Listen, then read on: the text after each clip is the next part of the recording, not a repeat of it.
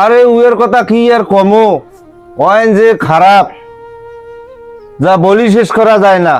আর উয়ের কথা কন সবটে ওয়াই খালি কূটনীতিক চাল দিয়ে বেড়ায়, ওয়াই আসলে খুব খারাপ। বাবা মিজান, হ্যাঁ এই গ্লাসটা নেও, এই গ্লাসটা নিয়ে এই গ্লাসটা ভাঙ্গো, ভাঙ্গি আবার জোড়া দাও। চাচা এই গিলাস কি ভাঙলে আরো জোড়া নেয়? বাবা সেই রকম কারো বিপদ গাইলে ঠিক আছে সমাজে তার মান সম্মান নষ্ট হয়ে যায়। সে যদি তোমাকে সমাজে কখনো ক্ষমাও করে, কিন্তু এই সমাজে তার মান সম্মানটা আর কখনো ফিরে আসবে না। বাবা মিজান, হ্যাঁ। মানুষের দোষ খোঁজার আগত নিজের আমল নামা খোঁজা লাগে আগত।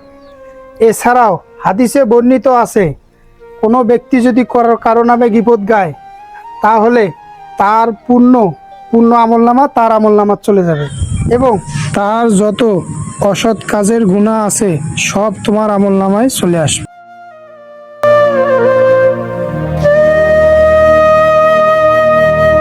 চাচা মুই আর কোনোদিন মুই আজ যে ক্রিয়াকারী কনসল আর কোনোদিন কেবত গাবার নাও, আজ থাকি মুই ভালো হয়ে যান।